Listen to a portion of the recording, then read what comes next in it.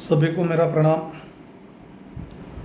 आज वीडियो बनाने का मकसद ये है कि पिछले कुछ दिनों से हम लोग देख रहे हैं कि हमारे सनातन धर्म के परम पूज्य प्रेमानंद जी गुरु जी महाराज और अनिरुद्धाचार्य जी महाराज के बारे में कुछ महिलाएं अनाप शनाप बके जा रही है। उसमें से कोई खुशबू नाम की है। अब महाराज जी ने जो बोला है वो आज की परिस्थिति के बारे में बताया गया है। और दूसरी सबसे महत्वपूर्ण चीज़ ये है कि उस साधु संत समाज का एक कार्य होता है कि हमारी अगर कोई गलतियाँ होती है तो उस गलतियों को हमारे सामने प्रस्तुत करें, और महाराज जी ने वही किया है। आज अगर देखा जाए तो सही मायने में आज की युवा पीढ़ी इस बॉलीवुड के कारण बर्बादी की तरफ बढ़ते जा रही है। आज बॉयफ्रेंड गर्लफ्रेंड का कल्चर बढ़ते जा रहा है। आज ये जो कैफ़े का कल्चर आया है, बाहर घूमने का कल्चर आया है, जो वीकेंड का कल्चर आया है, और इस कारण से ये पीढ़ी बर्बाद होते जा रही है।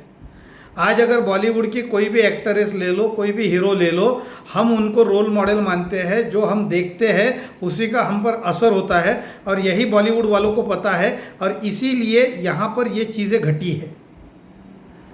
आज देख लीजिए किसी भी हीरोइन का या हीरो का देख लीजिए, उसने कितने शादियाँ की है, कितने डाइवोर्स किए हैं। और अगर हम उसको रोल मॉडल मानना चालू करेंगे तो क्या हमारे मन में भी ये भावना नहीं आएगी कि उसने 3 डाइवोर्स कर लिए, 3 शादियाँ कर लिया, तो क्या मैंने किया तो कौन सा बुरा किया। और यही सोच जो आज समाज को गंदगी में ढकेल रही है, उसी के बारे में महाराज जी ने कहा है। और ये खुशबू जैसी हमारी संस्कृति है। हमारे देश के अंदर स्त्रियों का सम्मान किया जाता है, लेकिन जो शूर्पणखा जैसी रहती है उसका नाक कट करने का भी हमें अनुमति है। तो ये खुशबू जैसी जो नालायक है, अब वहाँ पर बात कर रही थी कि लिव इन रिलेशनशिप में क्या गलत है। मैं लिव इन रिलेशनशिप के बारे में एक बात कहना चाहता हूँ। खुशबू, तेरे बाप को जाके पूछ कि पहले जो लिव इन रिलेशनशिप रहता था उसे एक वर्ड था, वो था रखेल, और वो रखेल भी किसी एक की रहती थी। आज तो 10-10 की रखेलें बन रही हो तुम। तो अब आपको सोचना पड़ेगा कि आपको आपका अगर सम्मान चाहिए तो सम्मानजनक आपको बिहेवियर करना पड़ेगा।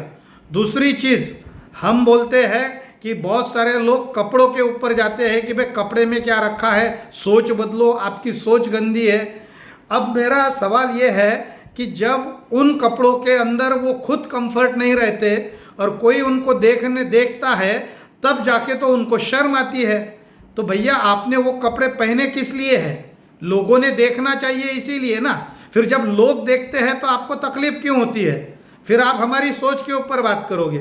तो आज के तारीख में मैं इतना ही कहना चाहता हूँ कि ऐसी जितनी भी लड़कियाँ हैं जो महाराज जी के बारे में अनाप शनाप बक रही है, उन सभी के सोशल मीडिया पर उन लोगों के कॉन्टैक्ट नंबर निकालो, उनके एड्रेसेस निकालो और उनके मुँह बंद करो। क्योंकि आज वो पूरे सारे समाज को, सारे युवा पीढ़ियों को वो सुधारने का काम कर रहे हैं। उन्होंने कोई गलत नहीं कहा है। उन्होंने समाज का जो आईना है, जो तस्वीर है, वो हम सब के सामने लाई है। आप मुझे बताइए ऐसे कितने लोग हैं समाज के अंदर कि जो ये चाहेंगे कि उनकी बहू जिसके 10 बॉयफ्रेंड हो उसको बहू बनाना चाहता है समाज के अंदर कोई ऐसा इंसान? हो सकता है वो एक्सेप्ट कर सकता है कि मुझे ऐसी बहू चाहिए जो 10 जन उसके बॉयफ्रेंड हो? ये पॉसिबल नहीं है, ये किसी को नहीं चाहिए। लेकिन आज समाज के अंदर सबसे ज़्यादा अगर कोई बिगाड़ रहा है तो हमारे जो लोग हैं, जो पेरेंट्स हैं, उनकी भी जिम्मेदारी है। युवा पीढ़ी तो भटक रही है, लेकिन ये अगर भटकना बंद करना है तो हमें ध्यान देना पड़ेगा, हमारे बच्चों के ऊपर विश्वास भी रखना पड़ेगा। लेकिन वो क्या करते हैं, क्या नहीं करते हैं, आज हर माँ बाप अपना पैसों के पीछे भाग रहे हैं, और पैसों के साथ साथ वो बच्चों को वो चीज़ें देने की कोशिश करते हैं जो चीज़ें उनको नहीं मिली है, और वो चाहते हैं कि हमारा बेस्ट टू बेस्ट हमारे बच्चों को दे। लेकिन कहीं ये बेस्ट टू बेस्ट जो आप देने जा रहे हो उसी के कारण तो कहीं आपकी लड़की खराब ना हो जाए, कहीं आपका लड़का नशे के अधीन ना हो जाए। और आज की युवा पीढ़ी शराब, गांजा, सिगरेट, पूड़ी। आज सबसे मज़े की बात यह है कि मानिक चंद जो है, ये मानिक चंद का ऐड था, ऊंचे लोग ऊंची पसंद। इसने सबको व्यसनाधीन बनाया और यहाँ से पैसा कमाने के बाद में इसी ने खुद का कैंसर हॉस्पिटल भी बनवाया। मतलब साला तुम खा के तुम्हारा शरीर खराब करो और बाद में जब इलाज करने जाओगे तो वो भी मेरे ही हॉस्पिटल में आओगे। तो ये समाज को सुधारने के लिए आज का युवा वर्ग को व्यसन से दूर रहना पड़ेगा, फैशन से दूर रहना पड़ेगा।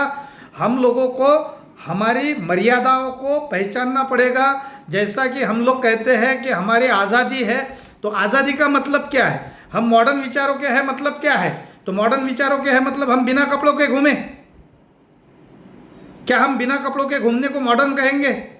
फटे हुए कपड़े पहनेंगे तो क्या उसको मॉडर्न बोला जाएगा? क्या साड़ी में, सिंप्लिसिटी में, पंजाबी ड्रेस में, इसमें कोई मॉडर्न नहीं बन सकता है?